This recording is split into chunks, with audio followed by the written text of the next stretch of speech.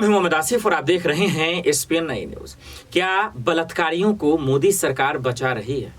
क्या देश में देश की बेटियों के साथ जो जुल्म कर रहा है, क्या उसको बीजेपी बचाती नजर आ रही है? ये मैं नहीं कह रहा हूं, ये कांग्रेस भयानक आरोप लगा रहा है।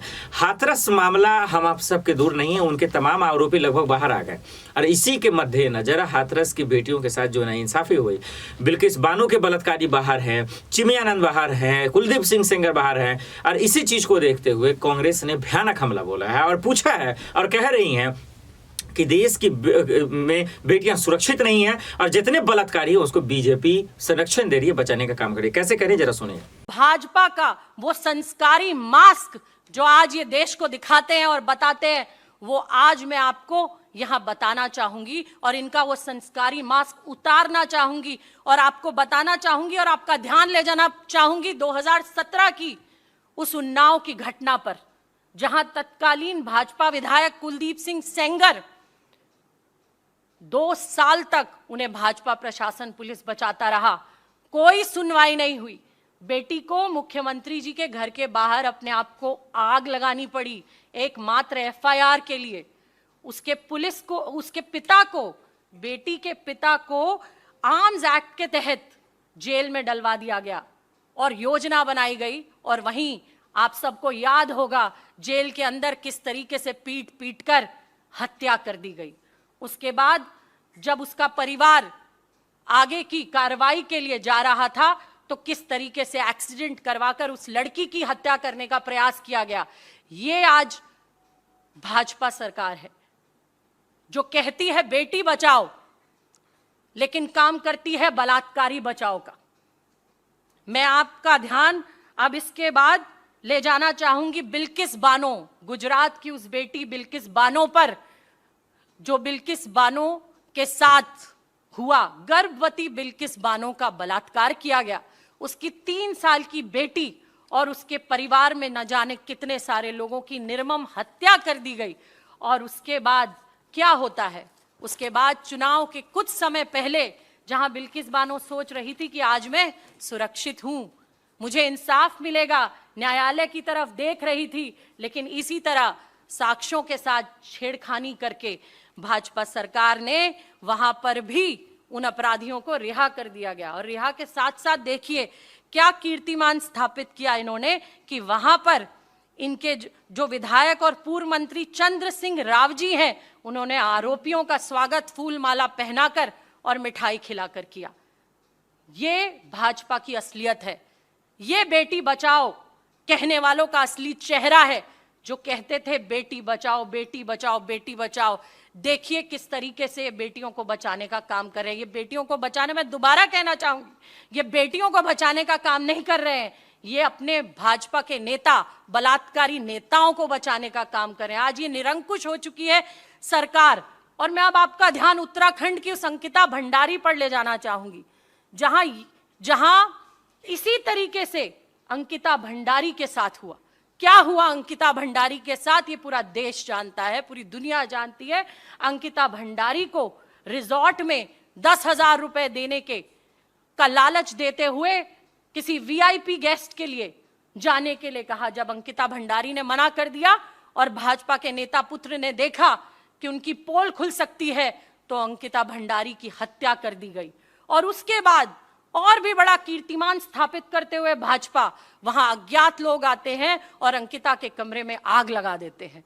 आग लगाने के बाद वहां पर आज भी अगर उत्तराखंड सरकार से पूछे कि किसके कहने से बुलडोजर चला, तो आज भी वो किसी का नाम नहीं बता पाएंगे। लेकिन आनन फानन में साक्ष्यों को छुपाने के लिए रिजॉर्ट पर बुलडोजर चला दिया गया। और फिर पूरा उत्तराखंड, पूरा देश अंकिता के लिए लड़ा। तब जाकर वहां विनोद आर्य का बेटा पुलकित आर्य गिरफ्तार हुआ, उसके खिलाफ कार्रवाई शुरू हुई। आप बताइए, इससे पहले क्या पुलकित आर्य को ये पकड़ रहे थे? क्या पुलकित आर्य का नाम था? कहीं आपको नहीं मिलेगा। भाजपा सरकार उस समय भी पुलकित आर्य को, उस बलात्कारी को, उस हत्यारे को बचाने का काम कर रही थी। मैं आपका ध्यान अब ले जाना चाहूंगी छत्तीसगढ़ में। छत्तीसगढ़ में क्या हुआ? छत्तीसगढ़ में नेता प्रतिपक्ष भाजपा के नारायण चंदेल जी, नारायण चंदेल का पुत्र पलाश चंदेल, उसके ऊपर लड़की से, आदिवासी बेटी पर, यह आदिवासियों के नाम पर वोट मांगते हैं, लेकिन जहां आदिवासी बेटियों को इनकी जरूरत पड़ती है वहां ये उनको, अपने नेताओं को, अपने बलात्कारी नेताओं को बचाने का काम करते हैं। यहां पर भी वो बेटी आज कह रही है कि मेरी जान को खतरा है। उस लड़के ने, पलाश चंदेल ने, फिर से उस लड़की को झांसा दिया, उसका जबरदस्ती गर्भपात कराने का प्रयास किया और उसके बाद वहां पर भी कोई भाजपा नेता, एक भाजपा नेता निकल कर नहीं आया कि हम इस बेटी के साथ हैं, हम इस आदिवासी बेटी के साथ हैं और हम इनकी लड़ाई लड़ेंगे। वहां पर भी भाजपा नेताओं के बयान बताते हैं कि उन्होंने किस तरीके से उस व्यक्ति का, उस बलात्कारी भाजपा नेता के पुत्र का बचाव किया। अब मैं आपका ध्यान ले जाना चाहूंगी इसके बाद मेघालय पर। मेघालय में भाजपा नेता बेरनार्ड मार्क, आप सब जानते हैं उन्होंने क्या किया। उन्होंने क्या किया, उनके किस तरीके के रैकेट पकड़े गए, गिरफ्तारी हुई। जब विपक्ष ने सवाल उठाए, जब उस मामले में ये बात मीडिया के माध्यम से और आप लोगों के पुरजोर तरीके से उठाने के बाद कांग्रेस पार्टी के लोगों द्वारा जब ये मामला उठाया गया, उसके बाद उसकी गिरफ्तारी हुई और फिर देखिए जमानत पर छूट गए। और भाजपा क्या करती है? टिकट देती है, टिकट देती है ऐसे व्यक्ति को, जैसे कुलदीप सिंह सेंगर की पत्नी को टिकट दिया था जिला पंचायत अध्यक्ष का।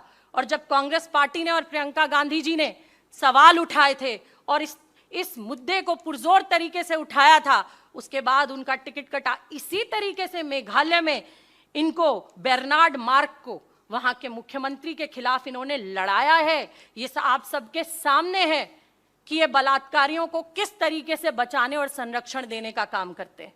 ये कहते हैं बेटियों को बचाते हैं, बेटियों की सुरक्षा। लाल किले से बड़े बड़े वादे, बड़े बड़े जुमले छोड़े जाते हैं और देश की महिलाओं को कहा जाता है कि हम आपकी सुरक्षा करेंगे और महिलाओं के बिना देश आगे नहीं बढ़ सकता। देखिए कथनी और करनी के फर्क, ये साक्ष्यों के साथ मैं आपके सामने रख रही हूं कि ये क्या करते हैं। मेघालय का मुद्दा आपके सामने है कि इन्होंने उस व्यक्ति को वहां के मुख्यमंत्री कोनार्ड संगमा के सामने लड़ाया है और अब किस तरीके से सत्ता की मलाई चाटने के लिए उन्हीं के साथ 2 सीट लेकर पहुंच गए हैं, सत्ता का सुख भोगने के लिए। इन लोगों को सिर्फ सत्ता से मतलब है। देश की बेटियों का आज किस तरीके से उनके अंदर भय बेटियों के अंदर घुस गया है, डरती हैं बेटियां और इस तरीके से बलात्कारियों को बचाकर ये डराते हैं उन बेटियों को कि अगर आप सामने आओगी, मुंह खोलोगी, आवाज उठाओगी तो आपका भी वही होगा जो हाथरस में उस दलित बेटी का हुआ। आपने ये बयान को देखा और देखकर आप समझ गए होंगे कि कैसे आज चुन चुन कर बीजेपी खास करके बलात्कारियों को बचाने का काम कर रही है। ये कांग्रेस की तरफ से आरोप लग रहे हैं। अब देखना पड़ेगा कि योगी सरकार और मोदी सरकार क्या कुछ करती है, क्योंकि वाकई में कई ऐसे बलात्कारी घटने हुए हैं जिनके आरोपी बाहर हैं। देखते हैं आने वाले वक्त में क्या होता है। और कांग्रेस ने जो सवाल उठाए हैं, क्या इस सवाल का जवाब क्या वाकई में मोदी सरकार के पास है, और है तो इनका जवाब देकर दिखा दें। आजकल इतना ही, मुझे दीजिए इजाजत और आप देख रहे हैं SPN न्यूज़। नमस्कार।